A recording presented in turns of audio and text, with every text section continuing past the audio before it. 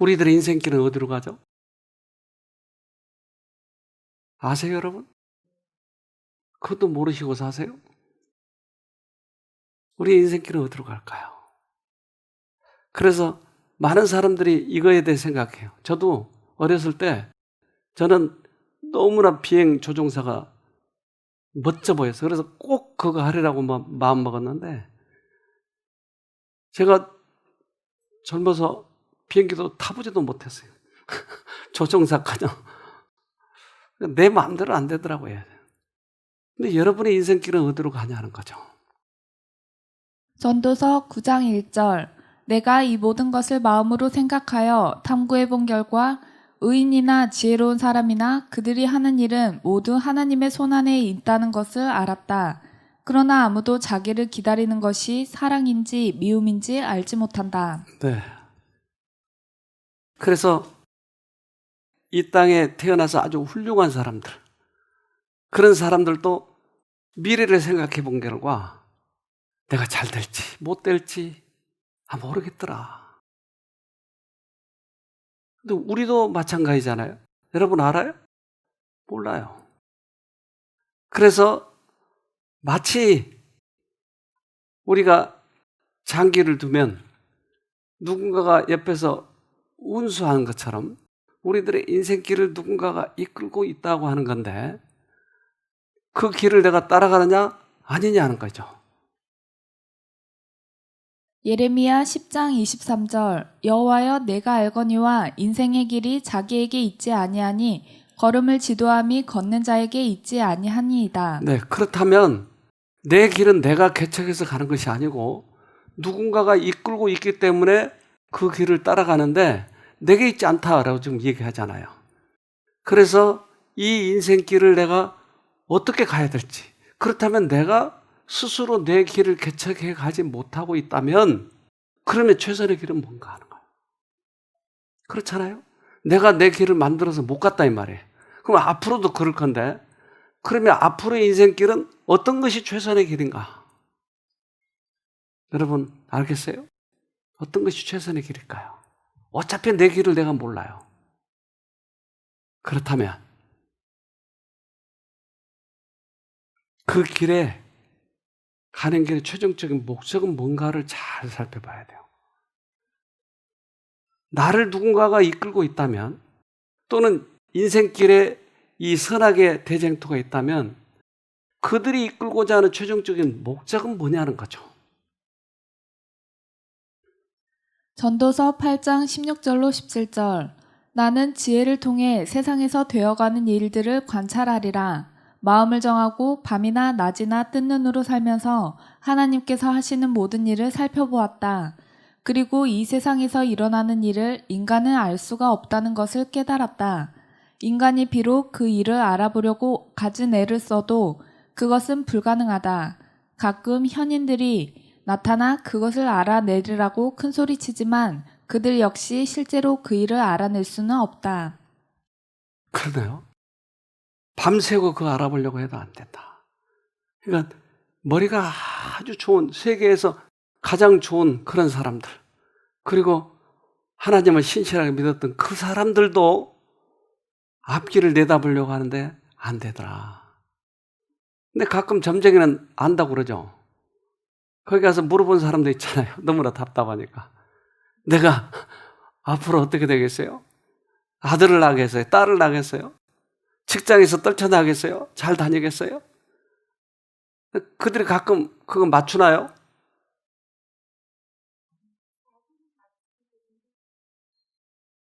저는 맞출 수 있어요. 50% 정도. 직장 들겠어요 그러면? 다니겠어요 그러면? 떨어질 수도 있고 다닐 수도 있지만 50%는 맞추는 거예요. 아무도 모른다. 결국 인생길은. 마치 배가 이 항구에서 떠나서 저 항구에까지 가는 거예요.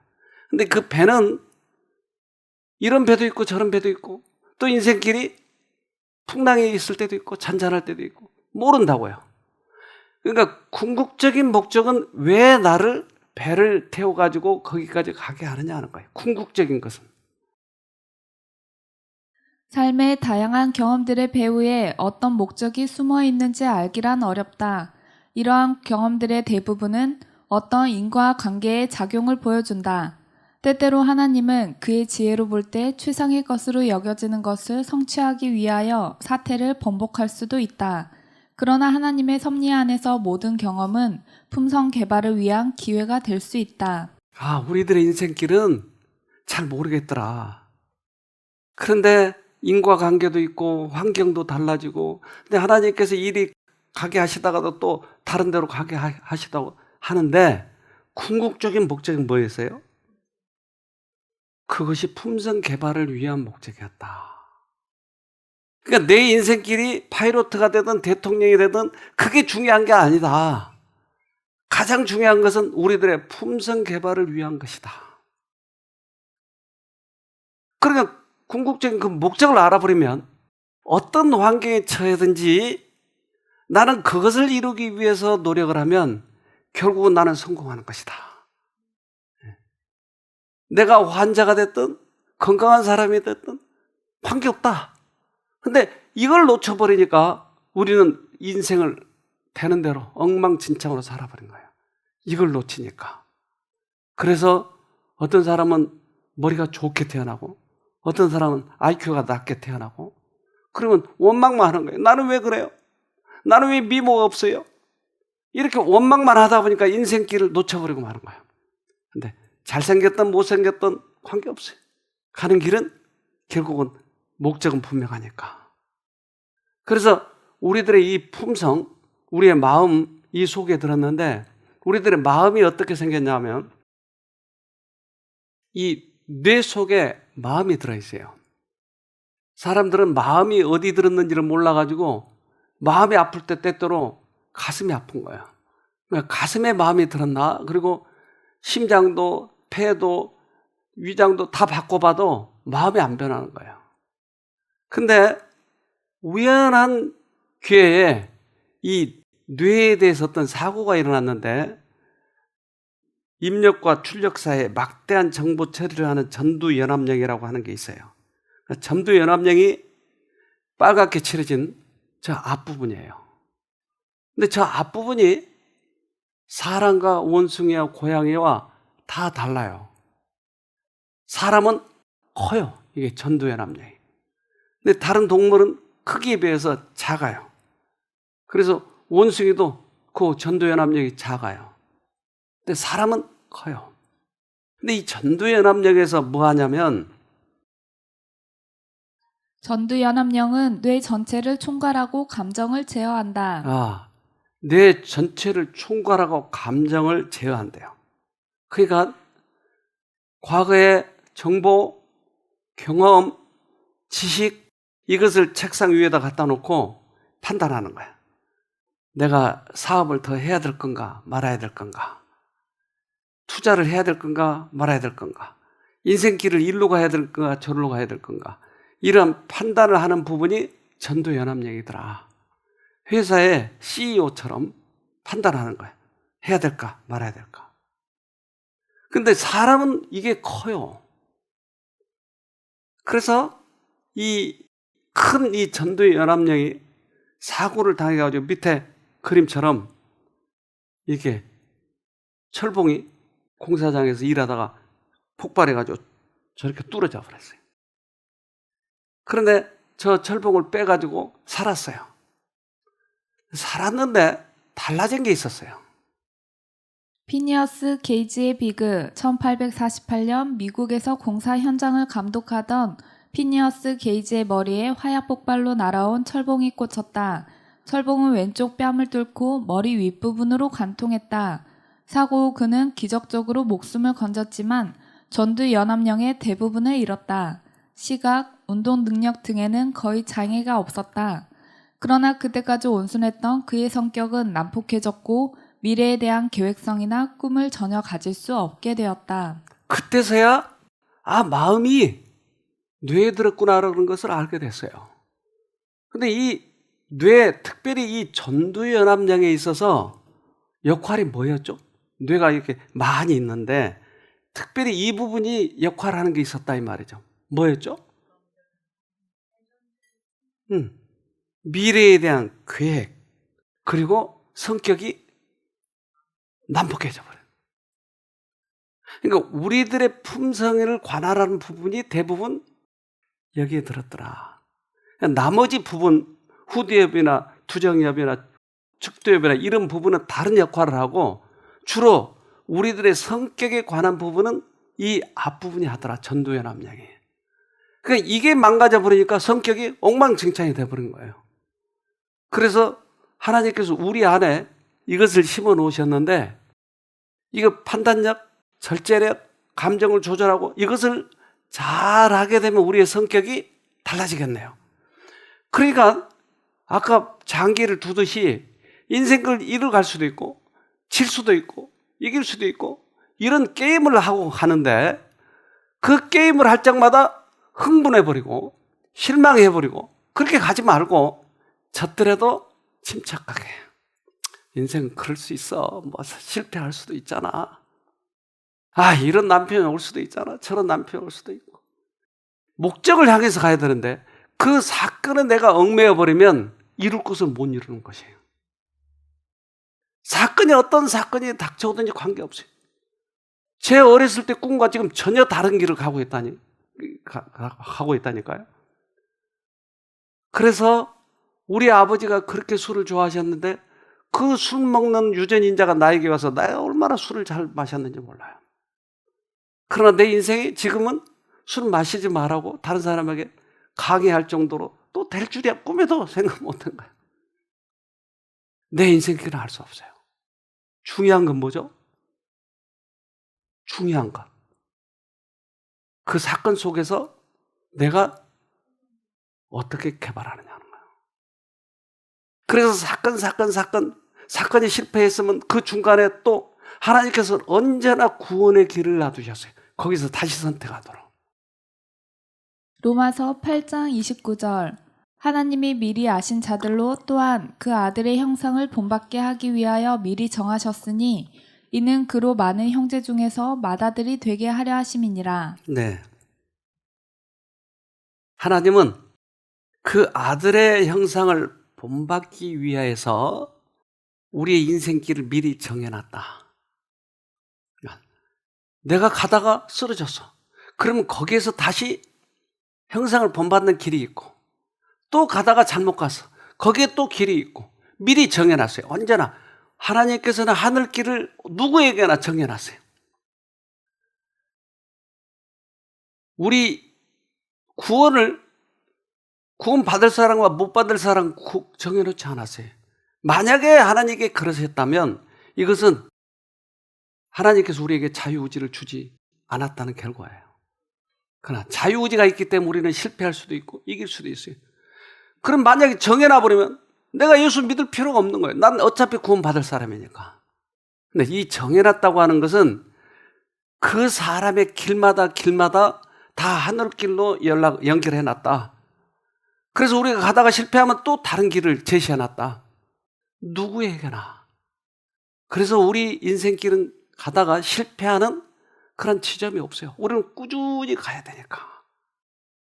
세상에서 보기에는 실패했다고 하는 사람들이 얼마나 달라지나요? 사람들은 암 걸렸다고 사람들을 비난하고 네 죄 때문에 그랬다고 했지만 그 사람이 기뻐하는 인생이 또 있을 줄이야 꿈에나 생각해 봐겠어요?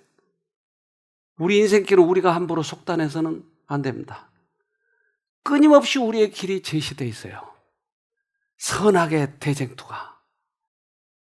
사단이 인간을 타락시킨 후로 그의 사업은 사람 속에 있는 하나님의 형상을 지우고 대신 사단의 형상을 새기는 것이었다. 자, 그렇다면 선악의 대쟁투의 요지는 뭐였어요? 사람에게 사단의 형상을 넣어주려고 하는 거예요. 하나님은 하나님의 형상을. 이것이 인생길의 우리의 최대의 목표예요. 그래서 예수 믿으면 돈 많이 번다든지 이런 것 전부 다 가짜예요. 그것은 몰라요. 인생길이 몰라요. 어떻게 갈지 우리가 어떻게 알아요. 그래서 최종적으로 남는 것은 우리의 하나님과의 관계 품성이에요. 사단의 목표는 인간의 마음에다 그의 품성을 재현시키는 것이다. 사람이 창조되자마자 곧 사단은 인간에게서 하나님의 형상을 말살시키기로 결심하였다. 그리고 하나님의 도장이 찍혀야 하는 곳에 그의 인을 찍기로 결심하였다. 그는 인간의 마음에다 선망과 증오와 야망을 주입시키는 데에 성공하였다. 그는 이 세상에 흑암의 왕국을 세운 자요, 그 왕국의 지도자요, 왕이다. 그러다 보니까 이 세상에 왕국이 있네요. 우리는 전혀 알지 못했던 왕국이 있었네요. 근데 그 왕국의 백성들을 사단이 계속 끌어다가 자기 왕국에 가입시키는 거예요. 백성으로 만드는 거예요. 그런데 거기에 그 왕국에 들어간 사람은 우리들의 마음의 최대의 목표가 사단이 원하는 바를 하는 거예요. 돈 많이 벌고 사람들을 괴롭히고, 그래서 출세하기 위해서는 사람을 짓밟게 하고, 그 왕국에는 그러니까. 그래서 우리들의 목표가 어디냐는 거예요. 지금 사는 사람보다 좀 잘 되는 거? 잘못하면 실패한다 이 말이에요. 그렇다면 사단의 왕국이 있다면 또 다른 왕국도 있겠네요. 에베소서 6장 12절 우리의 씨름은 혈과 육에 대한 것이 아니요 정사와 권세와 이 어두움의 세상 주관자들과 하늘에 있는 악의 영들에 대함이라. 그래서 우리의 인생 목표는, 우리의 싸움은 세상의 부와 세상의 권세와 이런 것과 싸우는 것이 아니고 보이지 않는 악의 영들과 싸워서 우리는 선의 영으로 가겠다고 하는 것이, 이것이 우리의 싸움의 목표가 돼야 돼요.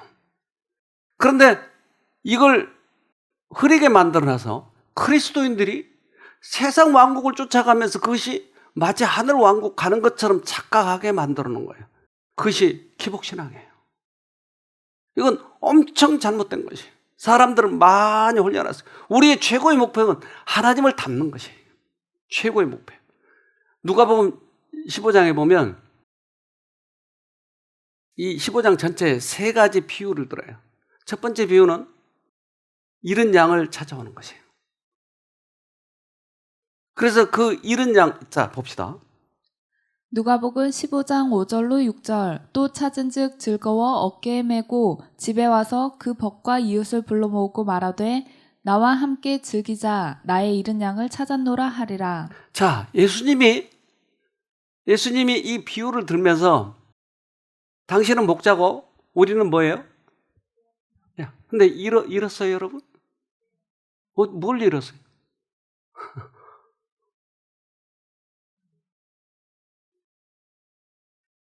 하나님의 품성을 잃어버렸어요. 그러니까 이 잃은 양을 찾으러 예수님이 이 땅에 오신 거예요. 하늘에서 이 잃은 양 찾으러 온 것이에요. 여러분, 양같이 보이지도 않은데 양이네요. 그 양을 찾으러 온 건데 그 양을 찾아온 이유가 있어요. 누가복음 15장 7절 내가 너희에게 이르노니 이와 같이 죄인 하나가 회개하면 하늘에서는 회개할 것 없는 의인 99을 인하여 기뻐하는 것보다 더하리라. 그러니까 잃은 양을 찾는다는 말은 이제까지 사단의 왕국으로 향해서 가고 있는 사람을 돌이켜가지고 하늘을 데리고 오려고 한 것이다. 이것이 잃은 양을 찾는 거예요. 회개라고 하는 것은 내가 회개하고 싶어서 회개되는 거 아니에요. 선과 악을 뚜렷이 보여주고 이거 잘못 살았네? 그리고 돌이켜야 되겠네? 이것이 회개예요. 울고 불고 그런 것만이 회개가 아니고 이제까지 가던 길을 돌이키는 것을 회개라고 하는 거야. 그러니까 우리 안에 하나님의 형상이 없었던 것을 깨닫고 내가 돌아가야 되겠다 하는 것을 회개라고 하더라. 그러니까 주님께서 회개시키기 위해서, 즉 주님의 모습을, 주님의 형상을 보여주고 돌이키도록 하기 위해서 예수님이 이 땅에 오신 목적이. 두 번째 비유는 뭐죠? 지금 이 여자가 뭐 하고 있어요? 돈 찾고 있어요. 지금 드라크마. 네. 누가복음 15장 8절 어느 여자가 10 드라크마가 있는데 하나를 잃으면 등불을 켜고 집을 쓸며 찾도록 부지런히 찾지 아니하겠느냐. 네. 근데 이 여자가 지참금으로 가져온 10 드라크마 중에 하나가 없어졌어요. 근데 이것을 온 방안을 뒤지면서 찾는 거예요. 그런데 그 돈 1 드라크마 이거 별거 아니에요. 그냥 남편한테 달라고 그러면 되고 어디 가서 벌어오면 되는데 왜 이렇게 찾아요? 이 여자한테 한번 물어볼까요? 왜 이렇게 찾았냐고. 그 돈은 자기가 가져온 소중한 것이에요. 근데 그 돈에는 옛날 동전은 언제나 뭐가 새겨져 있죠? 통치자의 상이 그려져 있어요. 먼지가 묻고 찌그러지고 했지만 통치자의 상이 찍혀 있는 거예요. 우리 안에 예수의 형상이 찍혀 있는 거예요. 아무리 먼지 묻고 타락하고 죄를 졌지만 이 돈을 찾겠다고 하는 거예요. 예수님은 다시 회복시키고 싶으신 거예요. 그러니까 온 방안을 다 찾는 거예요. 쓰레기 더미도 찾고 그렇게 찾으러 오셨다고 하는 거예요. 그리스도는 하늘 왕의 궁전을 떠나서 그의 아버지의 품성을 드러내시기 위하여 우리의 세상에 오셨다.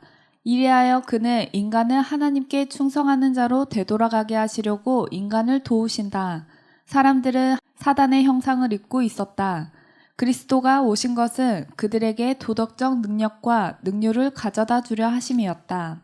우리가 예수님을 믿으면 예수님의 왕국을 사모하고 예수님을 닮아가고 이렇게 돼야 되는데 예수를 믿으면 다른 사람한테 좋은 이 선하단 말을 듣기 위한 것으로 바뀌어버리고 예수 믿으면 뭔가 잘 된다고 그런 소리를 듣기 좋아하고 그러니까 전혀 목적이 달라져 버렸어요. 우리의 형상이 바뀌는 것이에요. 근데 그 형상을 바뀌는 것은 내가 바꾸려고 해서 바꿔지는 것이 아니에요. 이게 아주 중요한 요지인데 예수님이 이 땅에 오셔서 그분이 우리 안에 오셔서 우리를 바꿔가는 것이에요. 그래서 이것이 비밀이고 이것이 과학이에요. 그래서 또 한 가지의 비유는 뭐였죠? 탕자의 비유예요. 탕자는 자기가 얼마나 깊이 빠져 있는지를 모르고 있는 거예요. 그런데 아버지한테 돌아갈까? 우리 마음에 이 마음이 드는 것은 성령께서 첫 번째 우리를 만지신 그런 결과예요. 아버지께 돌아가자. 내가 너무 잘못 살았다. 그런 마음이 생긴다고 하는 건 특별한 은혜예요. 아버지는 조건 없이 받아들여요. 그 아들이 나간 뒤에 계속 365일 기다리고 있었어요. 아들이 왔을 때 아들이 아버지를 알아본 게 아니고 아버지가 아들을 먼저 알아보고 뛰어나온 거예요. 기다리고 있었어요. 누가복음 15장 24절 이 내 아들은 죽었다가 다시 살아났으며 내가 잃었다가 다시 얻었노라 하니 저희가 즐거워하더라. 죽지도 않았는데 왜 죽었다고 살아났다고 그래요? 아들 안 죽었었잖아요. 그가 하나님의 형상을 잃어버리고 사단의 종이 되어버렸어요. 그래서 성경에서 죽은 자와 산 자를 얘기해요. 예수님이 우리 마음에 계신 사람들을 산자라고 얘기해요. 그래서 예수님이 얘기하죠. 예수님, 우리가 장사 지내야 되니까 못 가겠어요. 야, 죽은 자는 죽은 자에게 맡기고 너는 나를 따르라. 첫 번째 죽은 자는 누구예요? 시체. 죽은 자는 죽은 자에게 맡기고 두 번째 죽은 자는 하나님 만난 적이 없는 자들에게 맡기고 그 일이 가장 중요하니까 너는 영생을 얻어야 되니까 나를 따라와. 그래서 죽은 자와 산 자의 그 경험은 예수님을 내가 경험했냐 못했냐는 거예요. 예수님 내 마음에 모셨냐 못했는 거예요. 그래서 아버지가 죽었다가 살아난 아들이라고 그래요. 거기서 평생 살아갈 뻔했던 사람을 예수님이 성령의 감동에 의해서 끌어오는 것이에요. 얼마나 극적인 장면이냐고요. 우리가 이 진짜 예수를 만난다고 하는 것은 정말 극적인 장면이에요. 이제까지 그렇게 살다가 죽을 뻔했잖아요. 예수 헌금 잘 내면 또는 교회에서 선한 일 하면 구원 받은 줄 알았잖아요. 난 믿습니다 그러면 구원 받은 줄 알았잖아요. 그런데 전혀 다른 성경의 길이 있었다고 하는 거예요. 사단은 사람이 가졌던 하나님의 형상을 저하시키는 일에 성공한 것을 심히 기뻐하고 있었다. 그때 예수님께서 조물주의 형상을 사람에게 회복시키시려고 오셨다. 죄로 말미암아 파괴된 품성을 다시 새롭게 형성하실 수 있는 분은 오직 그리스도밖에 없었다. 그는 사람의 의지를 지배해온 악마들을 쫓아내시려고 오셨다. 그는 우리를 진토에서 건져내어 손상된 품성을 당신의 거룩하신 품성을 따라 재형성하시고 그 품성을 당신의 영광으로 아름답게 만드시기 위하여 오셨다. 네, 중요한 요지입니다. 우리의 품성이 망가졌어요. 성질 잘 내고 급하고 누가 나를 때리면 더 때리고 이런 그 잘못된 품성이 형성돼 있었어요. 그럼 어떻게 이렇게 고쳐가죠? 내가 그동안 60년, 70년 살았는데 이 60년 동안 형성된 이 품성을 내가 어떻게 바꾸죠? 너무 힘들잖아요. 하루 이틀 이게 형성된 게 아니니까. 이걸 바꾸려니까 너무 힘들어요. 그래서 사람들이 대부분 포기하는 거야. 그리고 그걸 변명을 해요. 나는 예수 믿으면 됐다고 하지 왜 그것까지 바꾸라고 그래? 그건 율법주의자야. 그 예수 믿는 게 기쁨만 있으면 되지 왜 그것까지 바꾸라고 그래?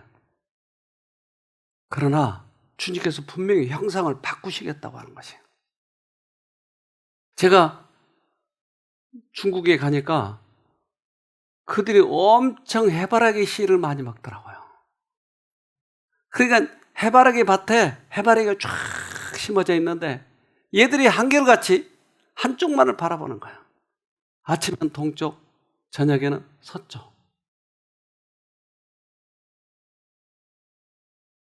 우리도 예수님을 바라보면 얼마나 좋을까요? 그래서 그 많은 해바라기가 그쪽만을 바라보는 거 이게 참 신기해요. 그래서 완전히 군대처럼 저렇게 한쪽만 쳐다보는.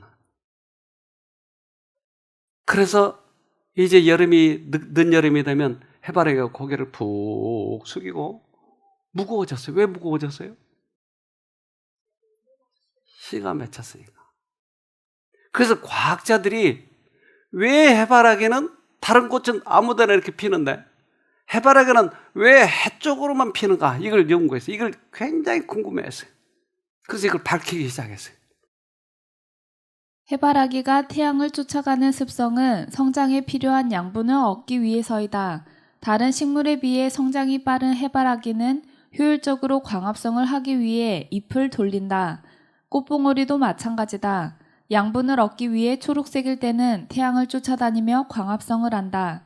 그러나 꽃이 펴서 더 이상 광합성을 할 수 없게 되면 태양을 향해 움직일 필요가 없게 된다.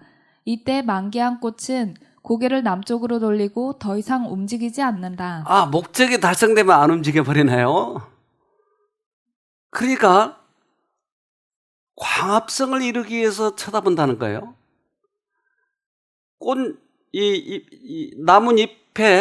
나무 잎에서 광합성을 이루는데 광합성은 햇볕을 받게 되면 그것이 물을 가지고 산소와 수소로 분리해버리고 산소는 내보내버리고 수소는 이산화탄소하고 결합시켜서 이걸 영양분을 만들어가지고 뿌리로 내려서 뿌리에서 다시 재흡수해가지고 이게 영양분을 만들어서 식물이 자라게 하는 것이었어요. 우리에게 예수라고 하는 햇빛이 들어오면 우리는 우리 안에서 성질 나쁜 거 성질이 버려지고 의와 악이 분리되고 이런 역할을 하기 때문에 우리가 할 일은 뭐예요? 햇볕을 쳐다보는 것이에요. 계속. 그러니까 내가 나를 바꾸려고 할 때 우리는 실패하는 거예요. 나를 바꾸려고 하면 어떻게 한다고요? 쳐다보는 거예요. 그럴 때 C가 열리는 거예요. 그래서 그런 과학자들은 더 자세히, 아니 그러면 그 광합성을 하려고 지들이 의지대로 그러면 돌리느냐, 어떻게 이 해바라기 속에서는 이루어질까? 그래서 과학적으로 더 파헤쳐 보니까 이렇더라 이거예요. 굴광성은 식물의 성장 호르몬인 옥신에 인해 나타나는 현상이다. 대부분 성장 호르몬은 강한 빛을 받으면 파괴되기 쉽다. 그 결과 옥신은 항상 햇빛 반대로 이동해 세포 분열을 일으키게 되다 보니 식물이 햇빛을 향해 굽게 되는 것이다. 성장이 느리면 크게 티가 안 나겠지만 해바라기는 성장이 빨라 확연하게 알아보게 되는 것이다. 네. 옥신이라고 하는 것이 그 줄기에 그 세포를 파괴시켜 버리니까 자연이 구부러진다.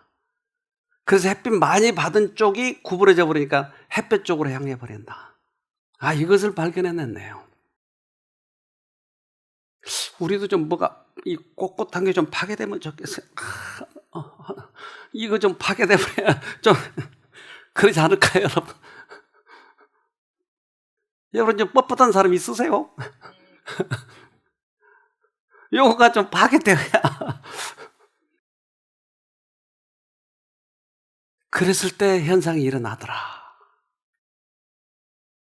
그리스도께서 온몸을 통하여 나누어 주시는 사랑은 하나의 생명력이며 뇌, 심장, 신경 등과 같은 모든 중요한 부분은 치료하는 일을 촉진시킨다.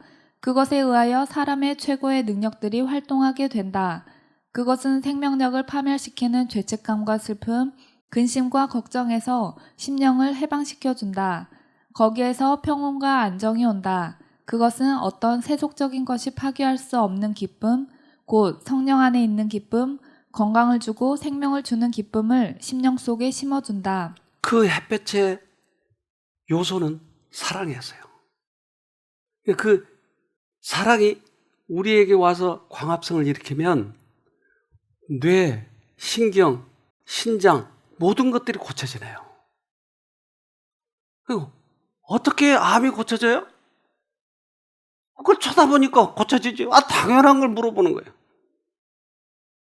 이것이 우리 마음의 기쁨과 심령을 새롭게 하는 역할을 하더라. 우리가 할 수 있는 일은 뭐예요? 쳐다보는 것이요. 내가 나를 고치려고 노력하지 마세요. 그렇기 때문에 많은 사람들이 실패해요. 오늘도 안 되는 걸, 내일도 안 되는 걸. 그러니까 나중에 절반쯤 포기해가지고 교회를 다니는 게 그저 우체부처럼 왔다 갔다 하는 거예요. 목적이 없어요. 적극적으로 쳐다보면 고쳐진 사람은 확실한 목적이 있죠. 저들은 예수님을 바라봄으로 주님의 형상으로 변화함을 입어야 한다. 따라서 저들은 심오하고 영원한 하늘의 진리를 탐구하는 일에 시간을 바쳐야 한다. 그렇게 할 때 저들의 신앙적 체험 가운데는 무가치한 것이란 전혀 찾아볼 수 없을 것이다. 네. 사람들과의 관계 속에서도 예수를 쳐다보면서 관계를 하는 거예요. 사업을 하면서도 예수를 쳐다보면서 하는 거예요. 이럴 때 모든 일들이 가치가 있더라. 누가 성질나게 하면 화가 불꽃 날 때 예수님을 쳐다보면서 이기는 것이, 모든 것이 가치가 있는 거예요. 우리의 형상을 바꾸는 데 있어서. 그러니까 얼마만큼 적극적으로 쳐다보느냐 아니냐 이것이 관건이지, 내가 깡다고 얼마나 세냐 안 세냐 이건 율법주의자라니까요. 나 율법 지켰어. 다른 사람한테 그래서 자랑하는 거예요. 자기가 했기 때문에. 그러니까 자기 할 일이 전부 다 그거니까 다른 사람에게 다 그렇게 해서 예수님을 전하려고 하는데 이것은 아무것도 아니다 이 말이야. 내가 오늘 율법 지켰어. 오늘 선한 일 했어. 이걸 자랑하고 싶어서 견딜 수 없어 하는 거예요. 자기가 했기 때문에. 나 그리스도를 만난 사람은 그렇게 얘기하잖아요. 예수만 쳐다봐. 그러면 돼. 예수 불러보라고. 그러면 내가 변해. 그렇게 해봐.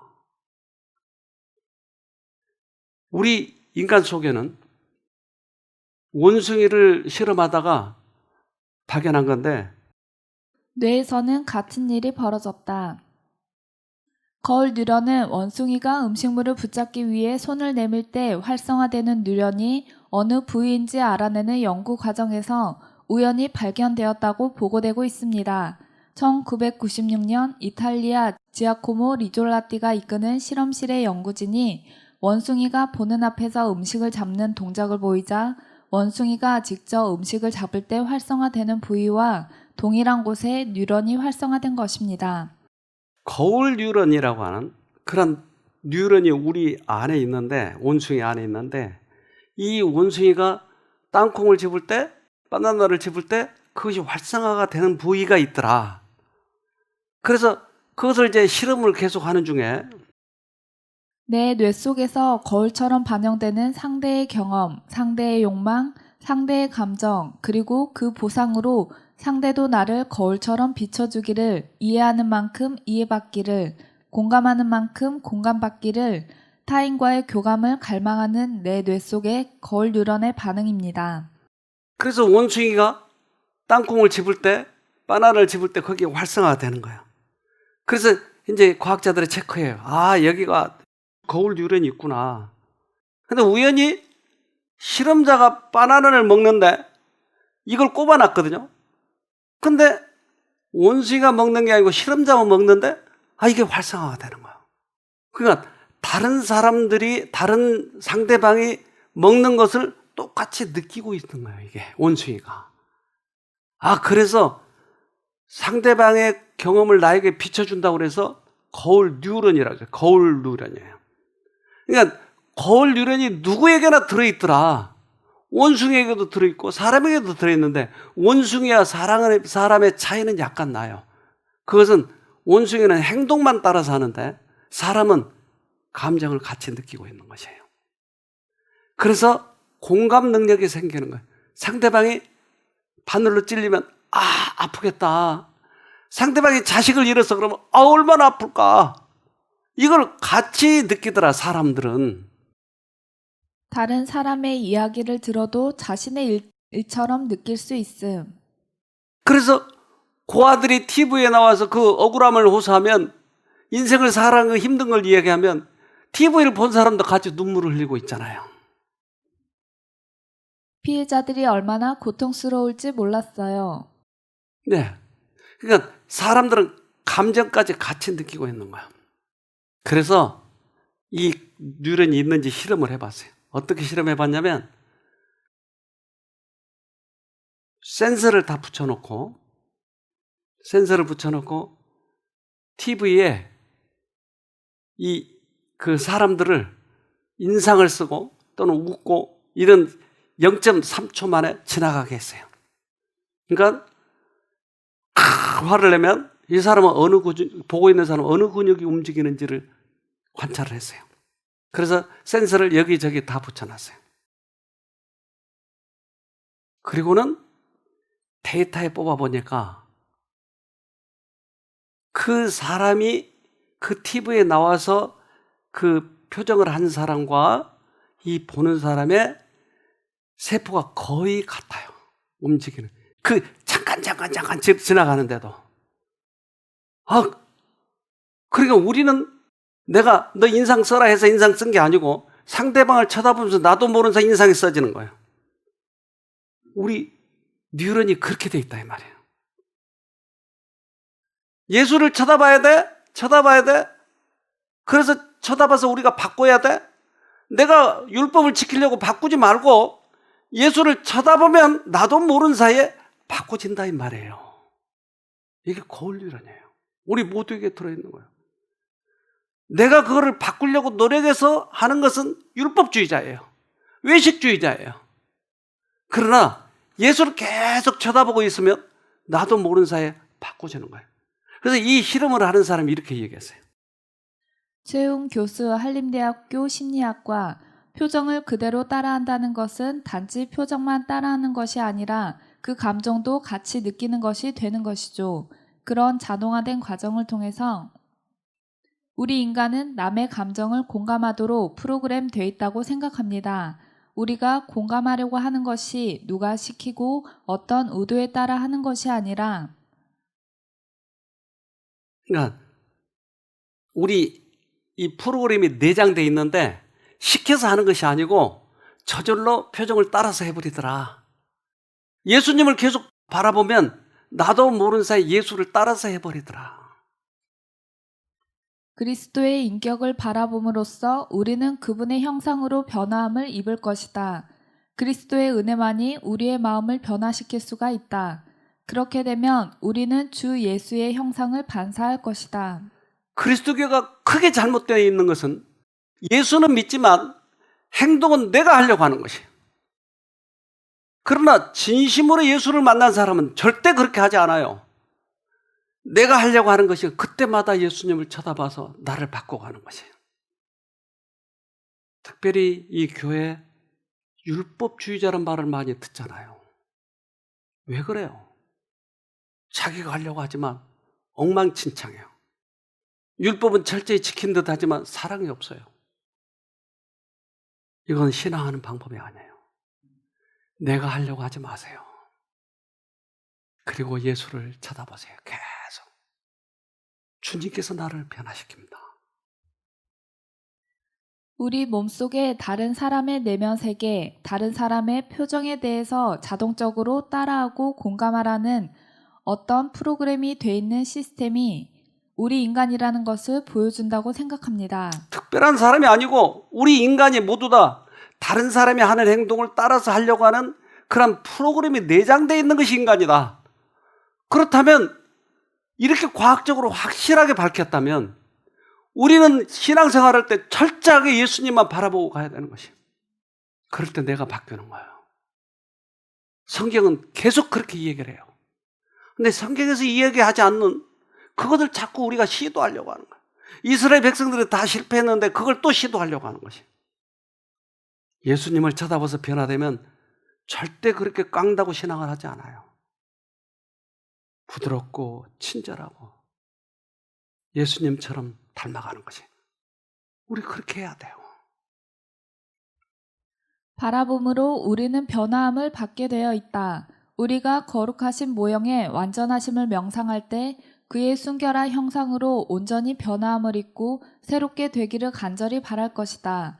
우리가 숭앙하는 그분같이 되고자 하는 줄이고 목마름이 영혼 속에 있을 것이다.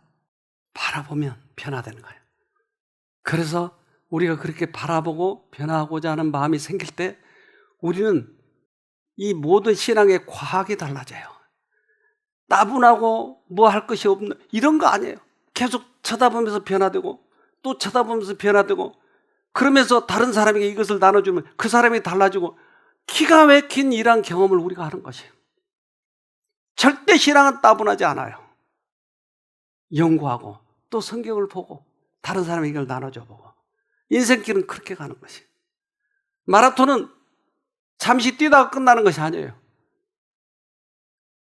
42.195km를 계속 뛰어야 되는 거예요. 계속. 인생길은 그렇게 가는 것이에요. 중간에 넘어질 수도 있을까요? 그럼요. 영상을 하나 봅시다. 영국 육상의 장거리 스타 모페라가 남자 1000m 결승에서 경기 도중에 넘어지고도 금메달을 땄는데요. 끝까지 포기하지 않고 달린 육상 선수들의 투혼, 이기주 기자가 전합니다. 영국의 육상 영웅 모페라, 1000m 결승 16바퀴를 남긴 곡선 구간에서 미국 선수와 뒤엉켜 넘어지고 맙니다. 하지만 곧바로 일어나 다시 달리기 시작했고 앞서가던 선수들을 하나둘 따라잡습니다. 결승선을 200m 앞두고 마지막으로 케냐 선수까지 제치더니 머리 위에 하트를 그리며 당당히 1위로 들어옵니다. 4년 전 런던에 이어 올림픽 1000m 2연패에 성공했습니다. 넘어진 순간 4년간의 고생이 물거품 되는 줄 알았는데 우승해서 기쁩니다. 1000m 장애물 경기에 출전한 에티오피아의 에테네시 뒤로 결승선을 2바퀴 반 남기고 뒤에서 오던 선수와 부딪혀 오른쪽 신발이 벗겨집니다. 재빨리 다시 신어보려 하지만 여의치 않자 아예 벗어던지고 맨발로 달리기 시작합니다. 한쪽 신발이 벗겨진 채 결승선을 통과한 뒤로의 성적은 전체 24위. 하지만 국제육상경기연맹은 충돌 상황을 판독한 뒤 뒤로에게 결승 출전권을 주기로 결정했습니다. MBC 뉴스 이기주입니다. 24위라도 좋아요. 또 출전하니까. 넘어져도 또 가니까. 우리가 이 땅에서 수천 번 넘어져도 하늘만 가면 되니까. 24위라도 괜찮다니까요. 1위 안 해도 돼요. 넘어져도 또 가고 넘어져도 또 가고 그저 하늘 문턱에만 들어가면 되는 거예요. 뭘 보고 거기다 넣어줘요?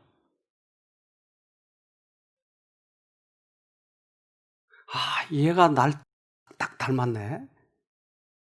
그런 사람들. 주님을 닮아가는 것이에요. 그것이 많이 닮았든 조금 닮았든 관계없어요. 우리는 가면 되니까요. 히브리서 12장 11절 모든 훈련은 그 당시에는 즐거움이 아니라 괴로움으로 생각되지만 나중에는 이것으로 연단받은 사람들에게는 의로움이 깃든 평화로운 열매를 맺게 합니다. 네. 지금 우리가 갈 때는 힘들어요. 억울해요. 그렇지만 쳐다보는 걸 계속 훈련하면 결국 우리를 변화시켜서 하늘 데리고 가려고 하는 목적이 있었다. 쳐다보고 가는 것이에요. 미가서 7장 7절 오직 나는 여호와를 우러러보며 나를 구원하시는 하나님을 바라보나니 하나님이 나를 들으시리로다. 그래서 일어나서 뭐 하는 거예요? 목적이 있기 때문에 일어나는 것이에요. 아까 누가 성경절 읽었죠? 나는 넘어져도 구원하시는 하나님을 쳐다보고요. 또 넘어져도 쳐다보고 또 넘어져도 쳐다보고.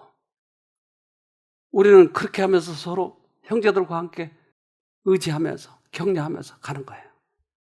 미가서 7장 8절 나의 대적이여 나로 인하여 기뻐하지 말지어다. 나는 엎드러질지라도 일어날 것이요 어두운 데 앉을지라도 여호와께서 나의 빛이 되실 것이미로다. 우리는 광합성을 해야 돼요. 그분이 빛이니까. 그래서 나를 넘어뜨렸다 할지라도 넘어뜨린 존재를 아니까 또 다시 일어나는 것이야. 너 기뻐하지 마. 내가 넘어졌다고. 난 다시 일어날 거야. 그래서 신앙의 영웅들은 끊임없이 일어났잖아요. 욥도 일어났고 그가 결국은 승리했잖아요. 넘어진 게 중요한 거 아니고 일어난 게 중요한 거죠.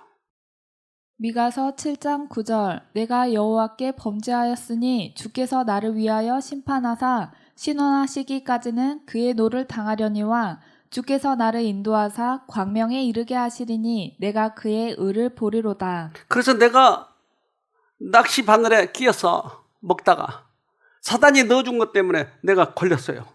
내가 걸렸다고 너 기뻐하지 마. 나는 다시 예수를 쳐다봐서 믿음으로 이길 거야. 그래서 예수님이 됐어. 네가 이제 믿음으로 일어났어. 그리고 신원하기까지 판단할 때까지는 넘어질 수밖에 없지만 이제 판단해서 됐다라고 얘기하면 나는 또 다시 갈 수 있는 거야. 너 나를 걸었다고 기뻐하지 마. 나는 일어날 거야. 그래서 넘어지면 또 일어나고 넘어지면 또 일어나. 이런 걸 뭐라고 그래 이걸? 아무리 넘어뜨려야 또 다시 일어나 버린 거 있어요? 이런 거 있어요? 어떻게? 성경이 뭐라고 그러죠? 7전 8기 7번 넘어져도 8번 일어난다는 거예요. 우리들의 인생 신앙인 멋진 대장부는 7전 8기예요. 넘어지면 일어나고 넘어지면 일어나고. 그래서 육상에서 이렇게 돌고 있을 때 누가 봐요? 모든 관중들이 쳐다보죠. 여러분들이 지금 뛰고 있지만 누가 쳐다봐요? 우리 집사람이 저 암에 걸렸는데 일어날라나? 저래가지고 아주 포기하고 그래버린 거 아니야? 남편이 쳐다봐요. 교인들이 야, 저 성질 잘난 저 여자가 저 참을 수 있을까? 쳐다보는 거야. 이웃들이 쳐다보는 거야. 우리가 이러한 달리기를 할 때 쳐다보는 존재들이 있더라 이 말이에요. 하늘의 천사도 쳐다볼까요? 사단의 부하들도 쳐다볼까요? 이것에 대해서 얼마나 관심이 있는지 몰라요. 우리에게 사건이 일어났는데 이 사건을 통해서 하나님은 하나님의 형상을 심어주려고 하는데 사단은 넘어뜨려서 자기 부하를 만들려고 하더라 이 말이죠. 히브리서 12장 1절 이러므로 우리에게 구름같이 둘러싼 허다한 증인들이 있으니 모든 무거운 것과 얽매이기 쉬운 죄를 벗어버리고 인내로써 우리 앞에 당한 경주를 경주하며. 허다한 증인이 있대네요. 증인들이 쳐다본대요. 이번에 암 걸렸어. 쟤는 틀림없이 포기할 거야. 그런 하늘을 쳐다보는 거예요. 내가 너무나 공경에 처해 있어. 그러면 하늘을 쳐다보는 거예요. 때때로 눈물이 가려서 앞이 안 보일 때도 있어요. 그러나 우리는 가는 거예요. 하늘까지 가는 거예요. 우리의 목적은 달라요. 이제까지는 사건이었지만, 이제까지는 권세였고 부였지만, 이제 그거 관계없이 가는 거예요. 내 품성을 도야하면서 하나님 쳐다보고 하나님 쳐다보고. 우리 꼭 그렇게 해서 하늘까지 가도록 하십시다. 기도합시다.